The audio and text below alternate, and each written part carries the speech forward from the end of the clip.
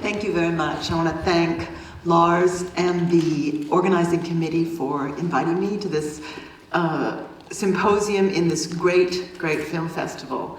And I'm also really honored to have the topic for today be taken and modified from my book title. So our question is, are human rights prosecutions really changing world politics? And you won't be surprised, given what Lars just said, that I will argue that in the last 30 years, a dramatic change is occurring in world politics, a dramatic and unexpected change. That some former state officials, not all state officials, not uniformly, justice is not being uniformly done, but some state officials are being held criminally accountable for past human rights violations. I'm an international relations theorist, and I promise you that 30 years ago, no international relations scholar predicted that such a change would occur. But this change it's not only international relations officials that didn't predict this change. This change was not even imagined by the victims of human rights violations at the time. And I first started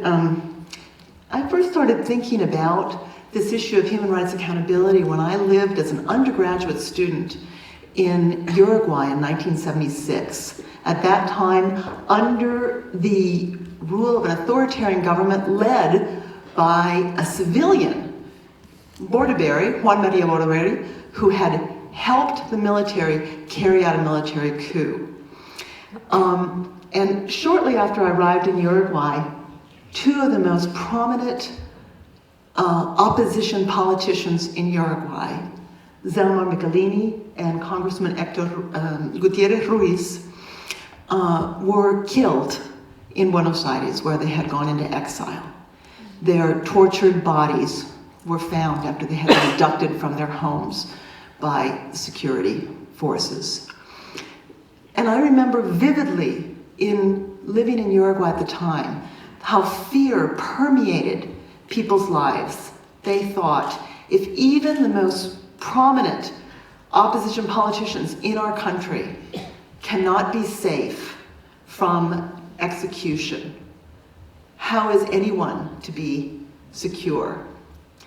Even so, I remember clearly, not a single person at the time breathed the possibility that these individuals could be held criminally accountable. No one ever said, yes, but wait, because in the future, we will hold our government accountable and they will be sent to prison. Certainly, Bordaberry himself never imagined that he could be held accountable. And yet, 30 years later, Bordaberry was convicted in 2010 to 30 years in prison for being the intellectual mastermind behind the murder of Zelmar Michelini and Gutierrez Ruiz. He since died in prison. So my question then is, how do we move from something that was unimaginable in 1976 or 1978, even to the victims themselves, even in their wildest imagination, they could not think of justice. How do we move to something which is now, if not ordinary, at least a strong possibility in many parts of the world? And so the questions I want to pose today, and briefly, within my half an hour, try to make through, are first, why is this trend occurring? How did it happen that the unimaginable has occurred? Second, what difference does it make? Do these prosecutions have a positive impact? And third, what can we learn from this research to help guide policymakers and to help guide activists? Now, in the introductory remarks, we mentioned that sometimes activists and policymakers need criticism in order to be able to improve their performance. But sometimes we need to have a critical evaluation using evidence to find that maybe what people have been advocating does lead to positive change in the world. And to give you a, and I think Lars already did this, but to give you a vision of my answer, the point I'm making is that the main point I want to make is that the struggle that many people in this room contributed to, the struggle for accountability, is already bearing a positive result in many countries of the world. That doesn't mean it's perfect. That doesn't mean we should not subject it to criticism. That doesn't mean it can't be improved. But what it means is that people can take, I think, some hope, and people can take, in fact, people can commend the efforts of activists who contributed to the Justice Cascade. Now, those three questions are questions that I deal with in my book, The Justice Cascade. I wanted to just briefly give you the table of contents here to show that I deal with each of those questions. But I also wanted to point out, you'll see chapter 7 asks the question that I hope many of you will ask during the question and answer period. And that is if there really is a Justice Cascade, what about the United States? And so I take a full chapter in this book to talk about Bush administration torture policy. And I ask, will members of the Bush administration ever also be held accountable for their violations of human rights? I won't have a chance in my short remarks today to discuss that issue, but I would very much like to talk about it during the question and answer period.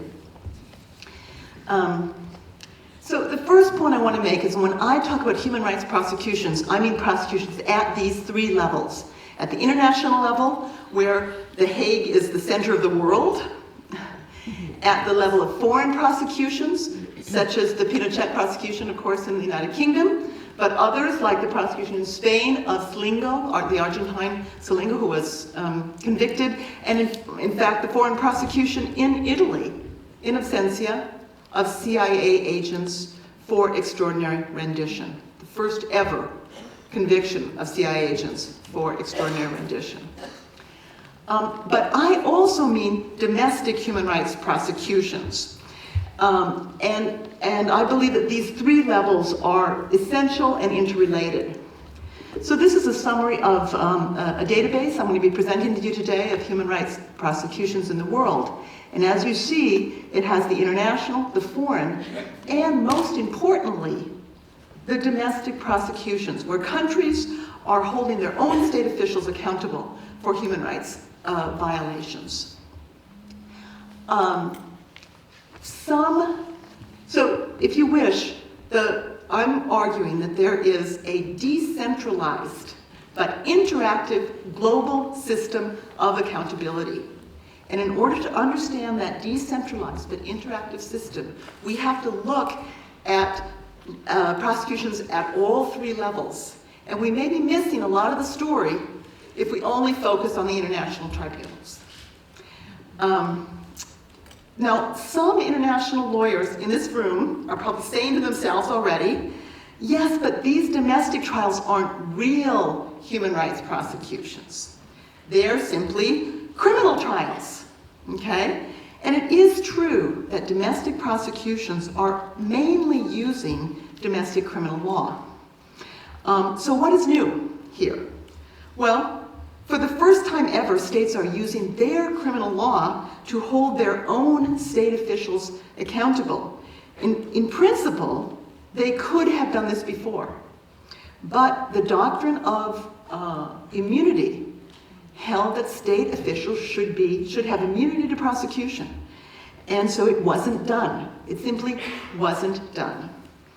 And so the paradox of criminal law was that if you were a single criminal and you murdered someone, there was a high possibility that you would be prosecuted and perhaps sent to prison. But if you were a state official, like in Argentina, and you ordered the murder and disappearance of 10,000 individuals, in the late 1970s, there was a 0 probability that you would be held accountable. And it's that paradox of criminal law that is being addressed in the Justice Cascade. Now, someone here should and will be saying, yes, but what about Nuremberg? That happened before the 1970s. And as you know, Nuremberg and Tokyo, especially Nuremberg, were very important precedents for the Justice Cascade. But they were also the exception that proved the rule. You could only hold individuals accountable if they were utterly defeated in war.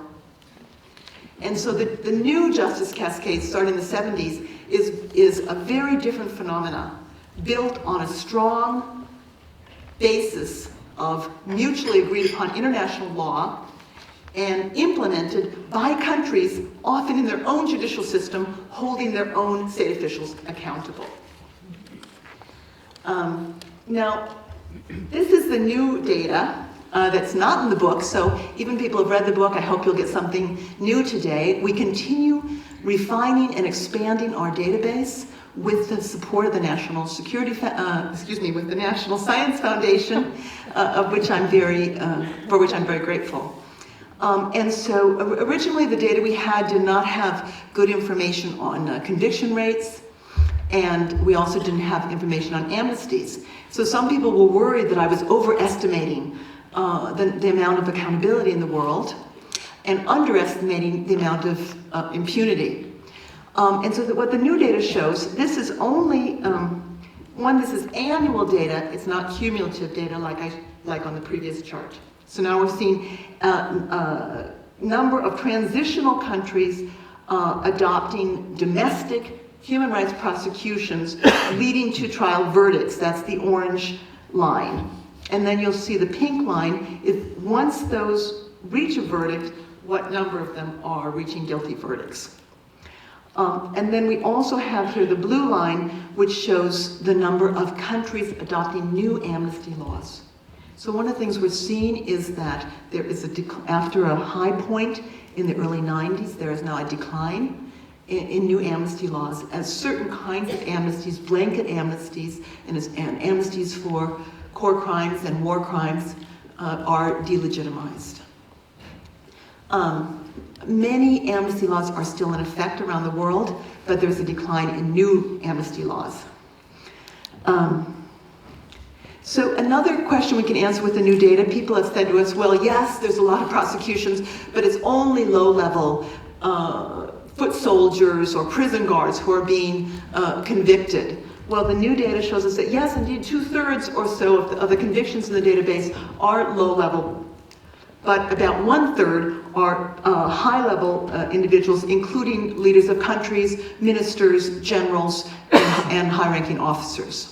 So the Justice Cascade is not only for the foot soldier.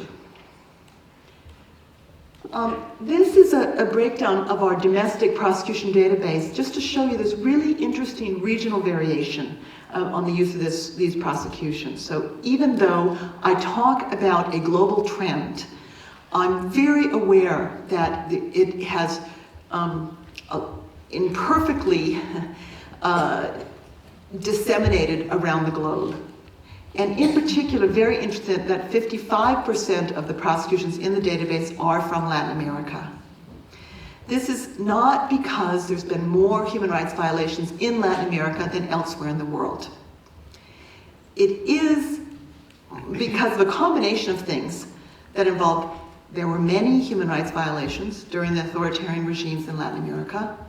There was intense activity of Latin American human rights organizations and international human rights organizations like Amnesty International to address impunity in Latin America. And there was also a big push was given by the role of regional institutions. The Inter-American Commission of Human Rights and the Inter-American Court of Human Rights played a very important role in pushing countries to hold domestic criminal prosecutions. So the Inter-American Court made it very clear when cases were brought to them that amnesty laws ran contrary to state obligations under the American Convention of Human Rights. And so one other reason why I think it's really important to stress these domestic prosecutions is they are not unseparated from international human rights law. To the degree that in the Americas, these domestic prosecutions are partly moving ahead because of decisions taken by the Inter-American Court of Human Rights, means we need to understand these domestic prosecutions as part of this global, interactive, but decentralized system. This is the data broken down by region on the foreign and international prosecutions. And this is data based on the region where the human rights violation originally occurred that was being prosecuted. Now this is quite interesting because we sometimes hear that international justice is justice in the North for crimes committed in Africa. I know you've heard that often. But at least our data, when we put together the foreign prosecutions and the international tribunals, we see that, in fact, the majority, over 50%, are prosecutions in tribunals in Europe for crimes that took place in Europe. Now, this is partly due to the very big activity, of which I know you're all aware and many of you have participated in, of the ICTY. And as the ICTY closes down its operations, and as the ICC takes a bigger role in most international prosecutions, it's very likely we will see a decline in the percentage of Europe here and an increase, a significant increase in the percentage of Africa.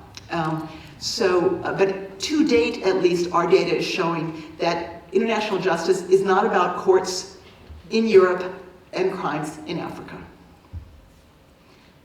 Okay, I want to talk a little about, just briefly, about this question of how did this happen. And I spend 3 chapters on this in my book, and I don't have time to give it any, I don't have time to do it justice here. But let me just say that the key fact I'd like you to take away is that it would not have happened. It would not have happened without the work of human rights NGOs, like Amnesty International, and their allies in like-minded states, like the Netherlands. Professor Glacius, who's going to talk later on, has made this point eloquently in her book on the International Criminal Court, where she shows the very important role of global civil society in the creation of the ICC. But in my book, I make it more generally with the issue of international criminal accountability. International criminal accountability was not the result of the natural evolution of law. It was the result partly of the pressure that human rights organizations, sometimes organizations of victims, made for accountability. And not all of these groups are groups from the global north, once again. And this is the reason I wanted to highlight a photo of Juan Mendez here, because he illustrates the way that activists that began in the global south were transformative in helping change the way human rights organizations thought about accountability. So some of you know Juan Mendez, many of you may know Juan Mendez in this room. Juan Mendez was a labor lawyer in Argentina in the early 70s. He was arrested, actually, and imprisoned before the coup in Argentina in 76. He always says that luckily he was arrested before the coup, because if it had been after the coup, he probably would have been disappeared. He was adopted as a prisoner of conscience by Amnesty International. And when the Amnesty mission went to Argentina in 1977, the members of the Amnesty mission asked Argentine military specifically about his case, about his well-being. Juan credits this kind of pressure from all over the world with eventually getting him released into exile. And he came to the United States. While in the United States, he first managed to get, although he was a civil law lawyer in Argentina, he managed to get a US law degree in his free time. And then he served as the first director of America's Watch in Washington, D.C., and later as legal counsel for all of Human Rights Watch. And he was fundamental for bringing ideas about accountability from his experience in Argentina, working with human rights organizations, from his experience observing the Argentine trials of the juntas in 1985, bringing that knowledge, bringing that commitment against impunity into the center of the human rights movement in the United States. And many other activists from Latin America and the Global South have played similar kinds of roles. Not only lawyers and political prisoners, but also academics have played roles. I know many of you also have met Professor Sharif Bassiouni. I just wanted to highlight once again we have an individual, an Egyptian in this case, also a former political prisoner. Bassiouni was imprisoned and tortured in Egypt, who then went on to become one of the premier advocates of the International Criminal Court. And he worked in particular with the Association of International Penal Law to use that professional association to demand the creation of an International Criminal Court. I want to turn now to my second and final big question. And that is the question of, well, what difference do these human rights prosecutions make? I hope I've convinced you that they are happening, that it's a global trend, though regionally unbalanced. But what about effectiveness? What about the impact? The first problem we have in answering that question is that so much has been asked of prosecutions. Perhaps too much has been asked of prosecutions. Prosecutions have been asked to end conflict, to promote reconciliation, even to heal victims. And it may be that it's, in fact, quite unrealistic to expect that prosecution can do so much. I do think, however, it's very realistic to ask about a somewhat narrower set of objectives. Can human rights prosecutions lead to improvements in human rights? And in fact, in the core human rights that most prosecutions have addressed. What's the impact they have on democracy, on rule of law, and on conflict? And in 2 chapters in the book, I use qualitative but mainly quantitative evidence from our database to try to address these questions. I don't have the time to share it all with you today, but I do want to talk just about the impact that prosecutions have on actual human rights practices. First, why would we expect prosecutions to have a positive effect? I think there's a number of reasons that scholars have argued, and activists have argued, and policymakers have argued that human rights prosecutions should have a positive effect. They help enforce human rights law.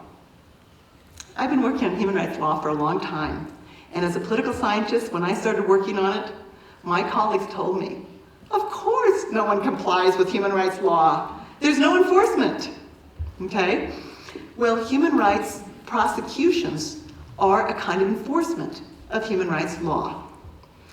And so most compliance theories would lead us to expect that as we see more enforcement, we should see more compliance. Second, trials may deter future human rights violations. Now, this deterrence argument has sometimes been misunderstood and misused. I think in particular when the ICTY indicted Milosevic, and Milosevic went on to commit more crimes, and people said, see, deterrence doesn't work. Well, people who said that hadn't read deterrence theory in sociology, because deterrence theory is not about deterring criminals who are already deeply engaged in criminality. Okay? You don't, in fact, you expect to deter criminals who are already up to their necks in criminality. You only preempt those individuals. That is, once Milosevic was in jail in The Hague, he was preempted, but generally was not considered to be an object of deterrence. You deter future people who have not yet engaged in crime, but who look at the possibility of punishment and decide that maybe it's not such a good method of career advancement to carry out massive human rights violations. And deterrence theory does suggest that an increase in the likelihood of punishment could lead to a decrease in crime. And remember, we said that the international community, the state officials, faced a zero likelihood of punishment. Okay. in the 1970s. You don't have to be a real die-hard rational choice theorist, okay, to believe that when people, state officials who we know benefit from repression, all the stories of repression, whether it be stories of looting of art during the Nazi period, whether it be stories of people robbing their neighbors' farms in Rwanda, we know repressors benefit from repression. The Argentine military routinely stole from their victims. Okay? State officials benefit from repression. If you have benefits and no costs, it may not be surprising that there is an incentive to continue repression. And so the increase in the possibility of punishment might alter that balance between incentives and costs. But finally, human rights prosecutions can help build rule of law. And any definition of rule of law, and there are many, but almost any definition will say part of rule of law is the idea that no one is above the law. And so human rights prosecutions of high-level state officials can be extremely eloquent in signaling this basic rule of law belief, and that is that no one is above the law. So, so these are the hypotheses, right? Trials should lead to improvements, but what's the evidence? Now, with my team, we built this database and we did a quantitative analysis. People like Leslie and others who know me know that I'm not the quantitative whiz in this team, but I have very, very gifted colleagues and graduate students who've worked with me on it. And we have published articles, such as a co-authored article in International Studies Quarterly. I published with my brilliant colleague, Hanjun Kim. And I've continued that work with a new colleague, Jeff Dancy. So I'm not going to present to you today the regression tables. If people are interested, the back of my book, the Justice Cascade, in the appendix, you can find the regression tables. I'm going to present to you just a very kind of basic representation of kind of averages to try to explain to you a little what we're talking about with this research. Let's talk about this top. I'm going to walk us through, in my remaining time, I'm going to walk us through this top graph. First, on the left-hand side here, you'll see the axis says repression. This is actually a measure that social scientists are routinely using of what we call repression. I didn't do this. It's done by other scholars, and they do it by coding Amnesty International annual reports for every country, for every year, and coding separately, a separate number, US State Department country reports on human rights practices. Now, I know that Amnesty International doesn't like to have its reports coded in this way. There may be someone in the room that already is makes them uncomfortable to have their complex verbal prose turned into a hard number. But social scientists are doing it, and the number goes from actually goes from 0 to 8. I just have 2 to 6 here. And it looks only at 4 sets of rights. It looks at torture, disappearance, summary execution, and political imprisonment. Okay? So the question they ask is, the question we're asking is, when we take transitional countries making a transition to democracy, we have about 100 transitional countries. When we compare the 40 transitional countries that used human rights prosecutions to the 60 transitional countries that didn't use human rights prosecutions, what do we find about their subsequent human rights performance using that measure? Okay? Now, when we do the full regression analysis, those of you who do quantitative analysis know we control for everything we know that also contributes to human rights violations. So we don't naively think that only trials matter. We know lots of other things matter. Level of development matters. Level of democracy matters. Presence of civil or international war matters. Population size matters. So we control for those factors too. Here I'm just showing you averages, but the full regression has the controls. So what this gray line that moves across the middle means is the average repression score for all of our transitional countries.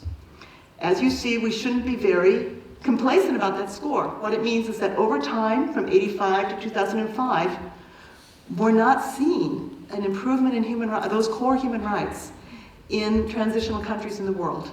It's relatively flat line, okay? The dotted gray line that goes above is a line average of states with no trial experience. So you see after about 94, when the numbers start getting big enough to say something sensible, states with no trial experience consistently experience higher levels of repression than the global mean. The dashed line down below is states with human rights prosecution experience. And those countries consistently have better human rights practices than countries without trial experience. Now, I'm not going to talk about the one below, but that's trying to test out whether countries that have only one trial year do differently from countries that have more trial years. And basically, yes, if you have a more consistent commitment to accountability, the country seems to be doing better than countries that have a very sporadic commitment. And so this summarizes the major finding of the quantitative research, finding that we have repeated using different models and using the new data, and that is that countries that use human rights prosecutions see an independent and statistically significant improvement in human rights. And I think that that is a feature that suggests not only that world politics is changing, but that it's changing in a positive direction. That the rise of accountability in the world has the capacity to deliver positive change. This doesn't mean that there aren't a lot of problems with the prosecutions we see. But it does mean that taking into account all the problems we know exist with human rights prosecutions, they are nevertheless capable of bringing about improvement. I want to share with you, as I end, just a few other of our findings. I don't have time to go through these in detail, but I just want to highlight some of the things. First, the prosecutions have a positive effect, even if quite delayed and partial.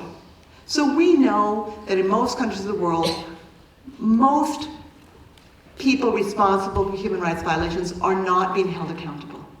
But even if prosecutions are quite delayed, like in Uruguay, delayed by 20 or 25 years, even if they're quite partial, they can still have a positive impact.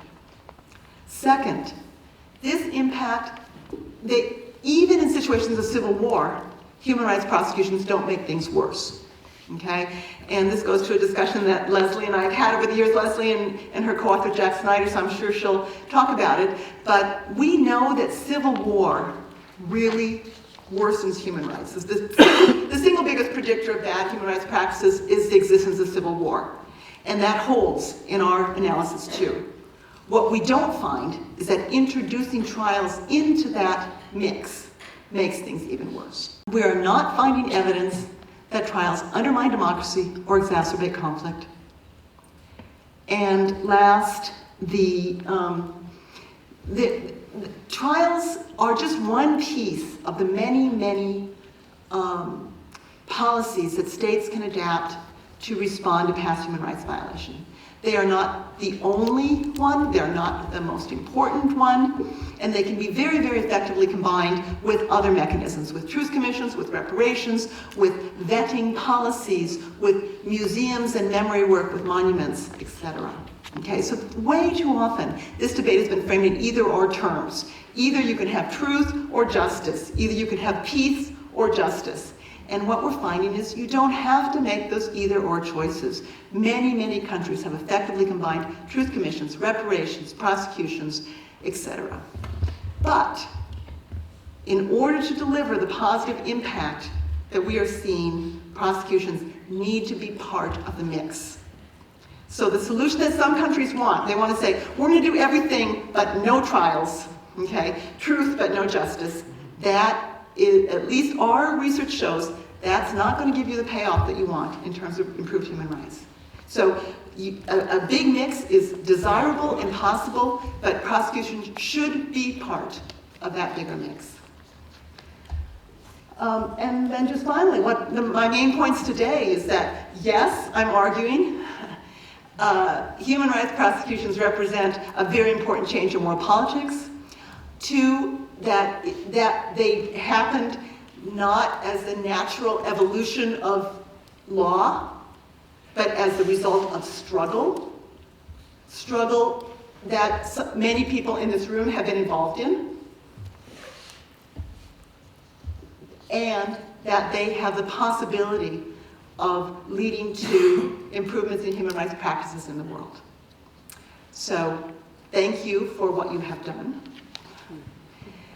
Amongst your criticism and self-criticism, you might also contemplate the contributions that you have made to the world.